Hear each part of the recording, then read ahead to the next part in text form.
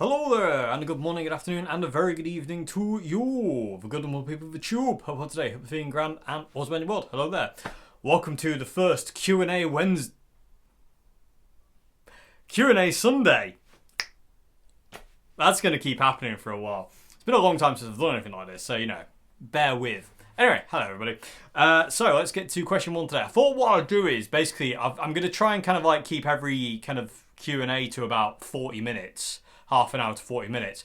So when I reach that time, that's when I'll just stop answering questions, So we'll just basically go through the questions. I have 49 questions to get through, so it's going to be a couple of weeks. I'm just going to go through them basically, and like I said, how many can I answer in that period of time? So let's get going with question one. So question one today is what is the last album you listened to, and what did you think about it? Last album I listened to. In general, I mean, the last thing I was listening to was, come to think of it now, what was it I was listening to? I think it was John Frusciante, yeah. John Frusciante to record Water for only 10 days. It's not a new album, and it's an album I've had for ages. I don't know if that's what you mean, is the last new album you heard, because the last album I actually listened to all the way through was John Frusciante's to record Water for 10 days, and I think that's what it's called. I get freaked out when I do these kind of things. And I love it. To be honest with you, that album is a masterpiece to me. I even said it to my sister when we were listening to it. I said, this album's a masterpiece, isn't it? So that is the last album I was listening to. I've also been listening to a lot of Offspring. Conspiracy One, Ixnay and the Hombre, Smash.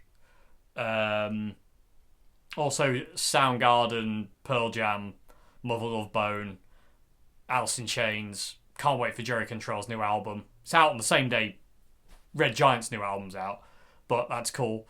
Yeah, I mean that's the last album I listened to. I hope I'm listening. Thoughts on Marcus King? And Marcus King isn't really a guitarist on my radar. He doesn't really play music I'm really interested in. He's an amazing guitar player. He really is, but he's not on my radar. You know what I mean? As my radar sweeps, he's not really on that. So, but he's an amazing player, but his music doesn't really do anything for me, personally. I've said this a million trillion times, but, when I listen to music, I want the music to go inside me and really conjure up emotions and make me feel something. And some music just doesn't do that, and sadly his doesn't do it. Some music doesn't. And that's fine. You don't have to like everything. And I think that's important, to be honest and truthful about what you like and don't like. I think it's kind of silly to be going around saying you like everything when you don't. It doesn't make any sense. So Mike King, yeah, great guitarist, but it's not really my thing. So, moving on to question two now. So question two is, are you planning on doing more Mike McCready videos? Maybe something like a How to Play series? I don't know. I would like to. I mean, Mike's one of my biggest heroes. He's there. There he is. That's Mike. He's on the wall. But as far as learning to play like him, I find it quite difficult to explain because he's really fast. But he does have these gorgeous melodic moments and stuff like that. Maybe. I'm not going to say no. I would like to do more videos on Mike. Mike's kind of a guitarist who I'd like to be able to elaborate on more, because I don't think he gets the attention he really deserves, personally. He's just an incredible guitar player, but kind of gets overlooked, in my opinion. So yeah, I mean, I'd like to do more on Mike. Maybe it'd be kind of maybe odd one-off videos here and there. I don't think it'll be a series kind of thing, but maybe kind of breaking down some of his fast runs and stuff like that. I don't know. But I'd like to do more on Mike because, like I say, man's a legend, and he's, one of my heroes. So, maybe in the future. I don't know when, though. I don't know when. I can't say it'll be next week or a month later or a year later or whatever, It'll just be kind of when and where. Again, teaching videos freak me out. I don't feel like I'm the best at them, and because of that, it causes problems in my head, Anyway, I hope I answered the question. So moving on to question 3. Am I doing this really rapid? I don't remember how it used to be. Anyway, question 3 now. What's your favourite album? That is impossible to say. So, my favourite album, I've got too many favourite albums to go, that's the one. Like, if you put a gun to my head and say you can only listen to one for the rest of your life, then you're going to have to shoot me. I don't think it's possible to pick one. I can pick multiple, but I can't pick one. You know, I just don't think it's possible. There's too much music I love and means a lot to me for me to go like, you know, oh, that album there is like, you know, the definitive album for me and blah, blah, blah. I don't think that's possible to do. I think you would go a long way to find someone who could do that. I personally don't know of anybody who can go, that one album is, I could listen to that forever. Because they'll invariably have like, I would say way over 20, if not more albums I could listen to forever. And I can't pick one. That is impossible. I just don't think it's I don't think that's doable. I really don't. I think you're doing other things a disservice by just going for one. You know, it's like picking your favourite child if you have children. You know, I don't, but you know what I mean. Picking your favourite guitar. Yeah. So yeah. Anyway, so I hope that's a question. Brilliant question. Next question for you people of the tube here as well. Do you like chicken sausages? Now, I didn't even know that was a thing. And if it's not a thing, then I'm going to be quite upset because I love chicken and I love sausages. So the idea of both together, that would work for me. But I don't think it's a thing. But I like the question anyway. People of the tube, do you like chicken sausages? Let me know below. Okay, moving on. Next question. Slash, badass or overrated? So, to me, Slash isn't overrated. But he's not underrated either. Slash is where he needs to be. And you can't deny the man's an icon. And he's a legend in his own right. You know what I mean? You can't just turn around and say, like, you know, Slash, he's nothing. What's he done? You know what I mean? Like, he's done plenty. And he keeps doing plenty. You know what I mean? He's an amazing guitarist. He's dedicated to the guitar as well. And I think that's ace. You know what I mean? He clearly loves the guitar. He clearly loves playing the guitar. And it means a lot to him. You can see that. And you can hear it in the way he talks about the guitar and stuff like that. And I don't think that's ever going to change with him.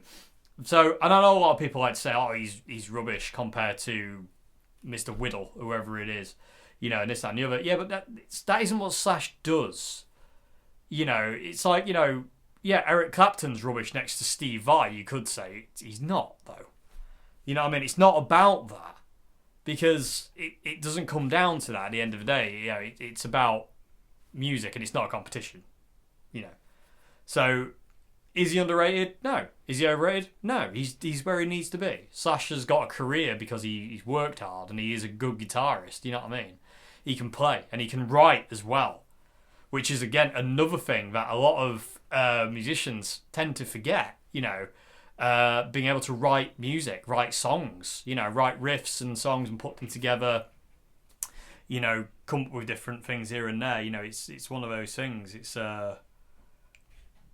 yeah, I don't think it is underrated or anything like that. And again, I love Slash personally. Like I say, he was like one of the first guitarists that kind of made me kind of go, what's that? What is that? What's he doing? It blew my mind. So, no, I don't think he's overrated. He's definitely, you know, being English, I don't use the term badass because, you know, it's not an English term. But he is amazing. I love Slash. I love his music and I love the way he plays. His guitar tone blew my mind. I wanted to play a Les Paul because of Slash, and I'm not the only one. The Les Paul was a dying model before Slash came along in the 80s. No one wanted a Les Paul, and then Slash was playing it and kind of brought it back again from a brink. You know, the Les Paul has nearly died so many times. Same as the Stratocaster. You know, Jimi Hendrix brought the Strat back from a brink because the Jaguar and the Jazzmasters were taken over from a Stratocaster, and then Jimi Hendrix comes along with his Stratocaster and changes that. But yeah, I mean, yeah, I don't think he is. Anyway, let's move on. 10 minutes in, and I've already answered 1, 2, 3. That's 5th question. Lordy.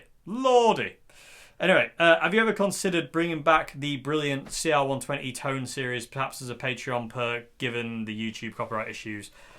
The YouTube Patreon, the Patreon YouTube thing won't make any difference because I'd have to upload the videos to YouTube to get them onto Patreon. So they'd still get copyright flagged, so it won't make any difference. Plus, I don't really want to do that. I have thought about it, but with a different amp. I thought about doing it with the Katana, because the Katana's more readily available than the CR120. Orange don't even make the CR120 anymore. It's a Super Crush 100, which I don't think is as good as the CR120. I think it's a bit inferior to the CR120. I think the CR120 was a way better amp. Hence why I'm still using it. Heard it in the intro jam. But I've been thinking about it a lot. I'm thinking about doing it more with like something like a Katana, which is more readily available, easier to get hold of. I've done a couple of vids where I've kind of done that with the Katana. I did like a Peter Green one. I'm pretty sure I've done others here and there as well that I've done in the past. Yeah,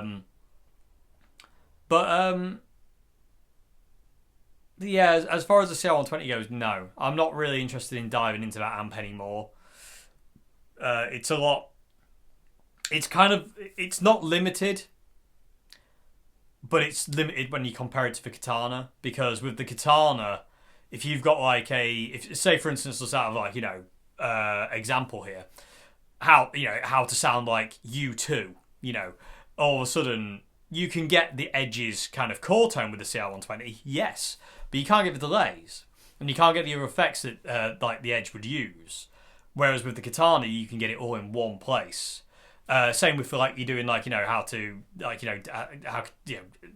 many tones can you get out of Katana doing Eddie Van Halen? You can get the phaser, the flanger, the delays, all the other bits and pieces that Eddie would use. So you're kind of not left wanting with something like a Katana. You know what I mean? That it covers all grounds, and I am convinced that any sound you want is in the Katana if you kind of like, if you work with the EQ enough. And I don't think for 1 second you'll need the Tone Studio, really, unless you want to assign certain effects. That's the only time I'd ever think you would need the Tone Studio. You don't need the Tone Studio to affect the EQ section of the Katana. The EQ section is perfect. You don't need that. To assign different effects, you need the Tone Studio. Like, for instance, like if you want a Univibe, say if you're doing Jimi Hendrix, you want a Univibe, you need the Tone Studio for that. If you're using like some other kind of different effects as well, like a slicer or something weird, you'd have to have the Tone Studio to do that. But invariably, you can get by with the Katana just without ever using the Tone Studio. You know what I mean? You don't. The Tone Studio is kind of like one of those things, like I say, where it's if you want specific effects, I have used the Tone Studio handful of times. The last time I would have used it would have been about 2020. I haven't used it since. I never really do. I just plug straight into the Katanas and I can usually find the sound I want without burgering around with the computers and all that kind of thing. Because I hear that a lot. A lot of people say like, I'd really like the Katana, but I don't want to have the Tone Studio to get the sounds. And I'm like, you don't need the tone. The amp works as a normal amp. It's not a modelling amp. It's its own thing. You know what I mean? And you can get trillions of different sounds out of it, from Fender sounds to Marshalls to high gain like Mesa Boogie stuff. You name it, it's got it. It really has. So I get confused by that. Also, one thing I do want to say, people with the Tube, is don't rely on presets, downloadable presets with the Katanas. I don't disagree with downloading presets. It's all very cool. But I think you should be really working with the amp and trying to get the sounds yourself by working the EQ, working the gain structure, working the effects, and understanding how the amp actually works. Because the Katana is so responsive in its EQ section that you can dial in these sounds very, very quickly. I don't think it's a good practice to get other people to do it for you. You just download it into your app and then you've got it. I think you should be doing it yourself. And again, that's how I... But again, that is how I grew up doing it. There wasn't downloadable patches into the Marshall MG or even the CL120 when I got that. It was a case of like, you had to sit with the thing and really get inside it and understand, right, what does this do? What does that do? How can I manipulate it into doing this? And I think that's really important, and I think that's something we should all be doing instead of just downloading presets all the time, is actually understanding how the amp actually works, EQ section-wise, gain structure-wise, effects and stuff like that. You learn more that way. And also, if you ever come across a situation where you can't use your amp if you're gigging or whatever, and you get to a gig and there's an amp on stage and you can't use yours because sometimes you can't, you're not going to get all flustered and freaked out, because you're just going to be able to look at the amp and go, right, I know what that is. So I know how to get my sound out of that. You know what I mean? I know what I'm doing with it. I know how its EQ structure works. I know what EQ does. Obviously every amp's EQ is different. The EQ on the CL120 to the Katana is different. The Katana's EQ is way more responsive. The CL120's EQ is good, but it's not as good as the Katana's. Marshall MG is another reason. It's got a fantastic EQ section. Super Crush. These things, these old Voxes, those Fender amps down there, they got all different EQs, but you learn. By playing through these things, you start to learn. And I think downloading presets kind of kills the magic, because I used to spend hours just sat with my amps and pedals, just going, what happens if I turn this up one more? No, I don't like that. I'm going to turn that down. But what happens? But I want to get it to here. So what dial can I turn that'll make it do that? And if I turn the mids up a bit more, and then turn the presence down and turn the bass off, and then turn the gain up a bit. There it is. I love that. I don't like the idea of like somebody's been slaving away in a studio recording it down, done it. I can just click a button, download it, and get it. It just doesn't feel right to me. If you want to do it, that's cool. But for me, I think you're going to learn way more, and you're going to get a lot more out of your gear if you spend time with it, trying to get the sounds you want out of it, instead of just going, I want an Eddie Van Halen sound, download, got it. You know what I mean? It's like, sit with your amp and find how to get that sound out of your amp. It's really exciting when you start getting close, and it's really amazing when you go, yes, I've got as close as I can, and it sounds like it, and it's great. It's really rewarding, and I think that's more important. And that's another thing as well. When I did the how to sound like different artists on the CL120, I would get comments quite a lot of people saying, I tried that EQ on my amp and it didn't work, didn't sound anything like that. That's because sound's in here. I have very bright hands, hence why I never turn the treble up. And if I do turn the treble up, it's invariably because it's a really dark amplifier. But I don't use treble because my hands are bright. And that is one thing to consider. And also, you're not going to have my guitars, you're not going to have my leads, you're not going to have my pedals, you're not going to have me. You're not me. You're gonna sound differently to me. You're gonna sound like you. I'm gonna sound like me. And we can obviously approximate our hero sounds. We can never get it 100% because we're not them, but we can approximate.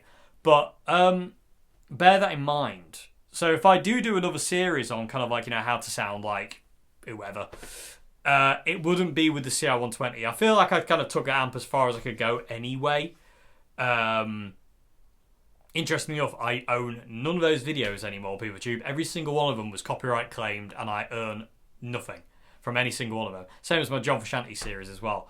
They've all been claimed by Warner Brothers. I don't earn one penny from those.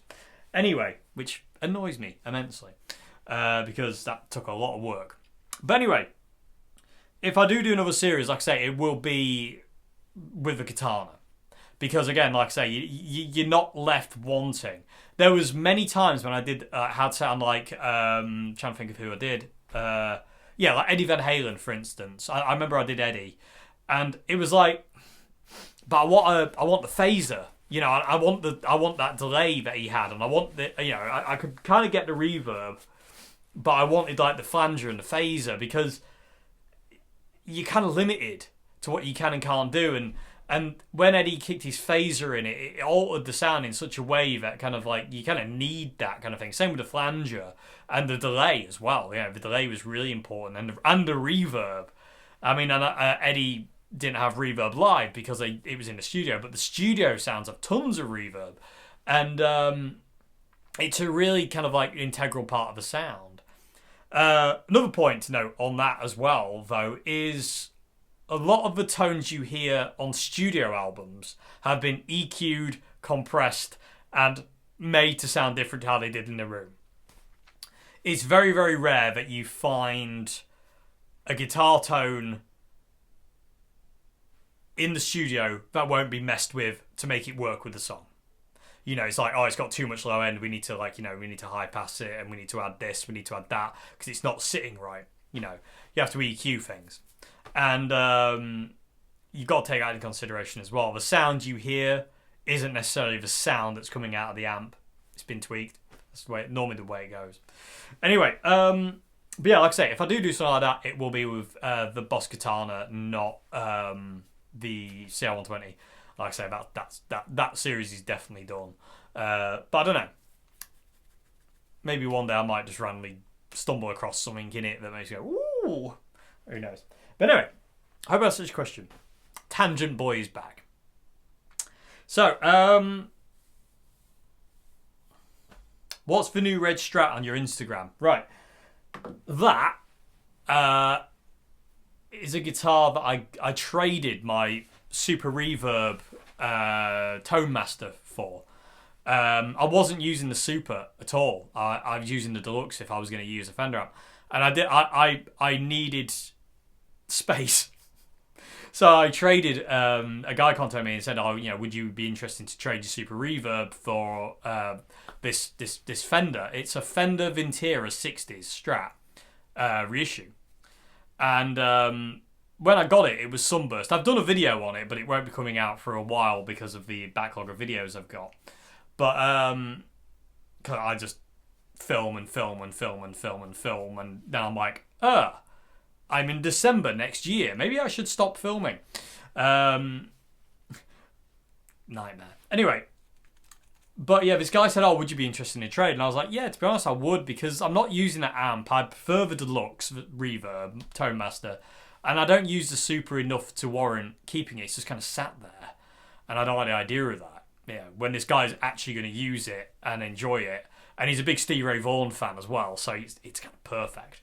So we did a trade, and I got this kind of like, he barely touched this Vintera Strat, and also a lot of people have been saying, oh, what do you think to the Vinteras?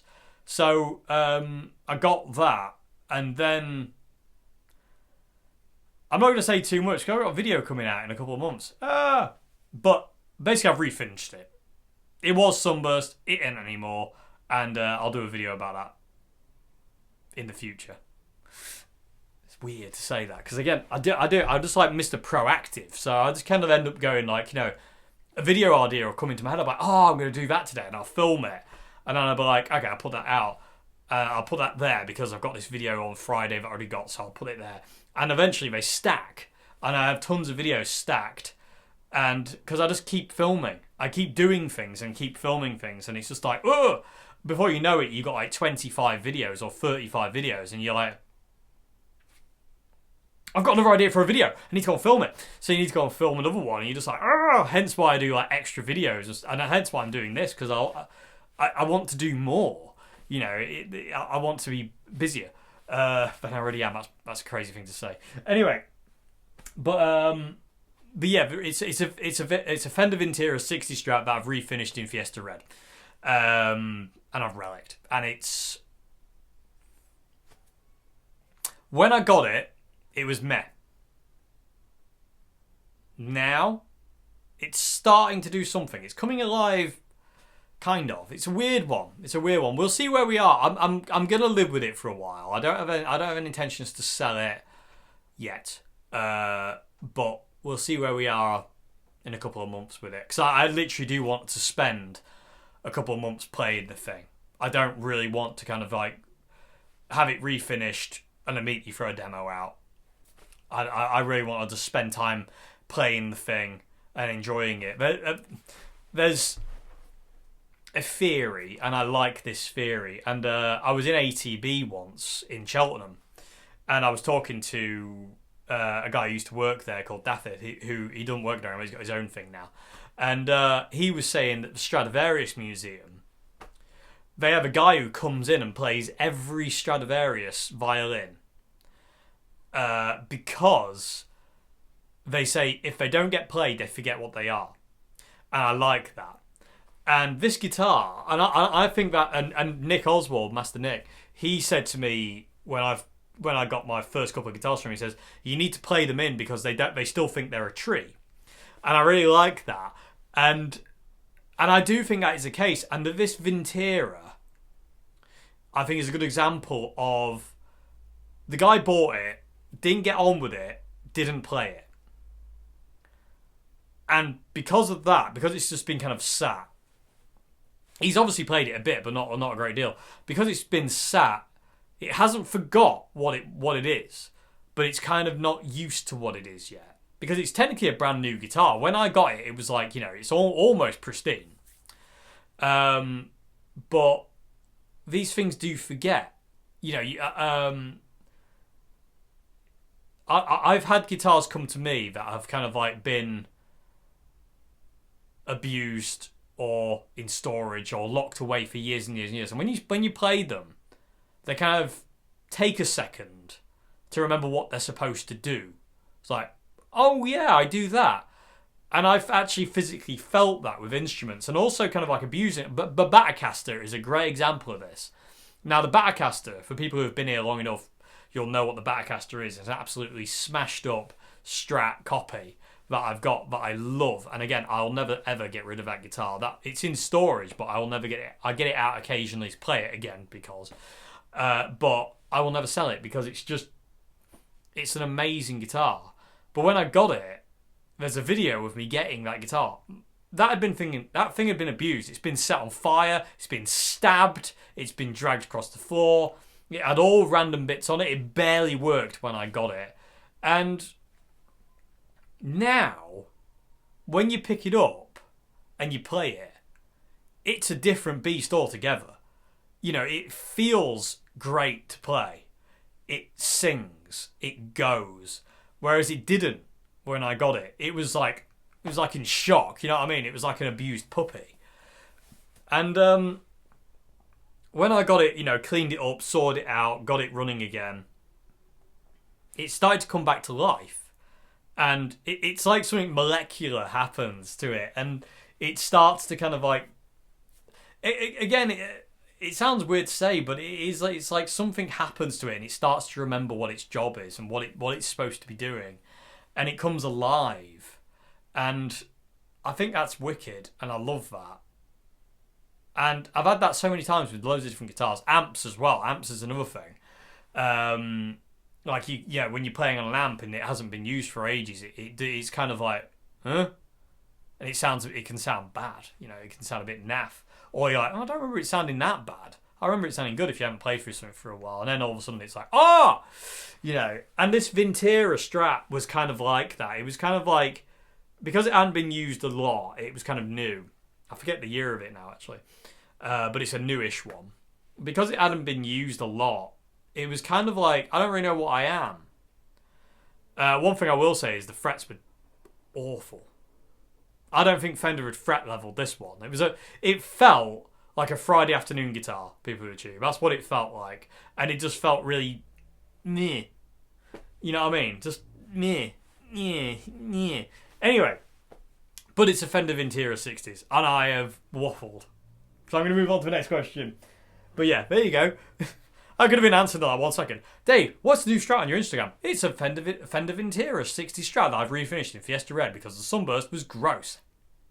But where would be the fun in that? And where would be Tangent Boy if we didn't have Tangent?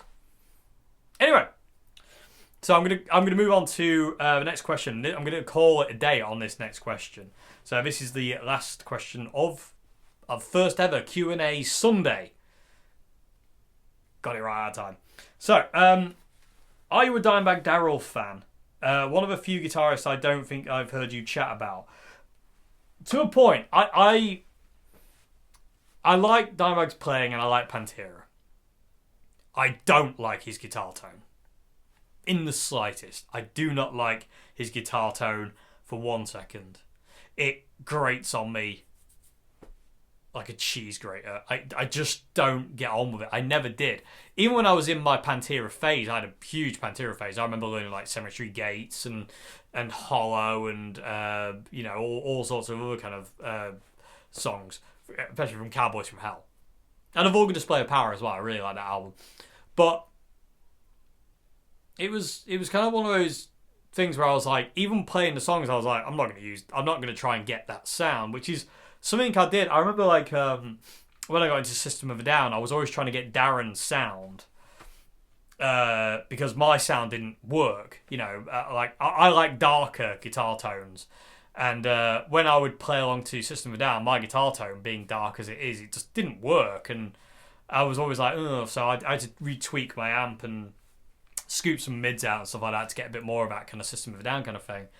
And the same goes for some other artists as well. Like, I remember like trying to get like certain, Slash tones and Green Day tones and stuff like that. But Pantera was one of those bands where I was always like, I'm just going to use my sound because I really don't like his guitar tone. I really don't. And I love his playing. The man's ace. You know what I mean? I love watching videos with him. Like, there's some like guitar clinics and interviews that I've read with him and stuff like that. And I learned quite a lot about him. And a solid state user. But I just could never get on with the guitar tone at all. And I don't talk about him, no, because again, he's not a guitarist who's on my radar. I always say that. I have a guitar radar that swoops backwards and forwards, and occasionally somebody else will step in, and there'll be somebody new there. But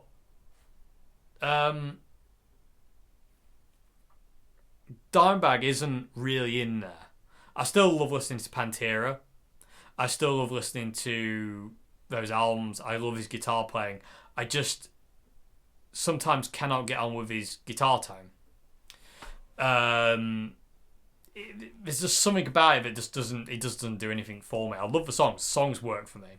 I love how heavy it is in it. I just love the songs. It's great, and Phil's voice and just everything's just wicked. But as far as like Dimebag's guitar tone, that thing really kind of gets me. So, and again, he doesn't really come with a conversation. I mean, I'll happily talk about him, and I'll happily try and do some of the things I used to be able to do on guitar. Like I love that thing that Dimebag would do, where you can hear at the end of Cemetery Gates, where he would get. By the way, check out this Jet guitar. It's a bit amazing, isn't it? I love it. I will do a review on this at some point, people with Tube, I promise. They've sent me it for review, and I'll get to this in a sec. But Dimebag used to do this thing where he would catch the harmonics up here, a really high harmonic, and as he would bend the tremolo up like that, he would push the whammy up, so he'd go even higher. And again, like you can hear it on the end of Cemetery Gates, where Phil's going, yeah! And you go, wow! On the guitar. It's amazing. And I love that. And I desperately want to do that in a song, but the song hasn't come along yet that needs it. So, but I love that whole idea of... you probably can't hear that. And then there's like pushing the whammy to make it even go even higher pitch is so good. And his technique and his use of the Floyd and his guitars, they're so cool. I love it. I love his guitars, the Razorback. They're so cool, and they play amazingly. They're fantastic guitars. But yeah, so Dimebag doesn't come up, no, but I do love his music, and I love Pantera, and I reckon it's really cool that they're doing it now with Zach. I mean, you couldn't get anybody else to fill the boots of Dimebag Darrell, and Zach, I think, would say he struggles to do it, and I think you are going to struggle to fill the boots of Dimebag Darrell because he's so good. But you couldn't have got a better guitar player in. You couldn't have picked a better person to do it. It's literally, it's insane. You know, it really is. It's like when Phil X joined Bon Jovi. You know, you couldn't have got a better replacement for Richie Sambora if you had tried. You know what I mean? It's just not going to get any better than that. And Zach just fills the role perfectly. And he's a monster. I mean, Zach's another guitarist who I never really talk about, but again, is an amazing guitar player who I have nothing but respect for. Not on my radar. Don't like his guitar tone again, but blooming heck can that man play. Anyway, but yeah, he's there. Not as much as he used to. I had this big phase of Dimebag years and years ago now. It'd been about 2005. I was like, when it was all about technique and being the fastest and shred-tastic and all that kind of thing. Dimebag was one of those guitarists I really looked up to, as long as White Yngwie Malmsteen. Drive through. But yeah, how about this question? Anyway, just waffle a bit about this. So Jet sent me this guitar for review, and I love it. It's so good. I love Floyd's. And this is a Wilkinson kind of Floyd, but it's so good. And the neck's amazing. Jet are just nailing things. That's ridiculous. Anyway, I'll do a video on this at some point. Anyway, so there we go, people of the tube. That is everything for now. So, like I said, I'm going to do one of these every Sunday. I'm just going to go through the comments as we kind of go. And, is there anything else to say? No, there isn't. Oh, there is. There is definitely something else to say. So, on Friday the 18th of October, Red Giant's debut album comes out. So that's a next Friday coming, basically. And we are having an album launch thing. If you're in the UK, we are playing at the Flying Circus in Newark. It's a free gig, so all you have to do is turn up if you want to come. We will have records, CDs for sale, and we're basically going to do like an hour and a half set and then a little kind of meet and greet thing at the end.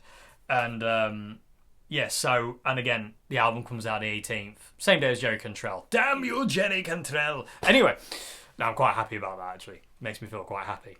Because Jerry, again, is not one of my idols. But, so, on Friday, final single comes out. The single's called Friends. Album launch at the Flying Circus in Newark. If you can get there, we would really, really appreciate your attendance if you can. If you can't, don't worry about it. There'll be a gig vlog about it at some point on the Red Giant channel. Like I said, the music video for Friends will be coming out on this channel at 6 o'clock that day. I'm really proud of the music video for Friends. It's a really fun, exciting, just enjoyable music video. Because again, the song Friends is all about your friends. So we knew what we needed to do with that one. But that's coming out on Friday the 18th. Album launch gig, Friday 18th, Newark. Not in America, in England, at Flying Circus. Free gig, stuff for sale. Come and say hello. And it'll be a really, really cool night. Other than that, thank you very much for watching. Like I said, I don't really know how we're going to do questions yet. I've got all these to get through, so I'm just going to kind of leave it for now, get through these questions, and then we'll figure out something from there. So anyway, thanks for watching. I hope this has been somewhat informative. I'm terrified. I feel like I'm out of the loop with this because I don't remember the last time I did a Q&A. It probably been like 2021, something like that. It was years ago now, so I'm a bit out of practice with it. But hopefully it'll come back. Anyway, hope you enjoyed this vid. See you later. Goodbye now. And links to other stuff is in the description box below. If you'd like the channel, please please consider becoming a patron at Patreon. It keeps this channel going. Without Patreon, I can't do this. It wouldn't work. So if you're a patron, Patreon, legend. Thank you so much indeed. I literally cannot do it without you. I just can't. It's impossible. It's like everyone said. So many YouTube channels say it, but it is so true. Without Patreon, half of us wouldn't be doing this. Well, most of us wouldn't be able to do this. So anyway, thank you very much indeed. See you again. And have a great one. Goodbye.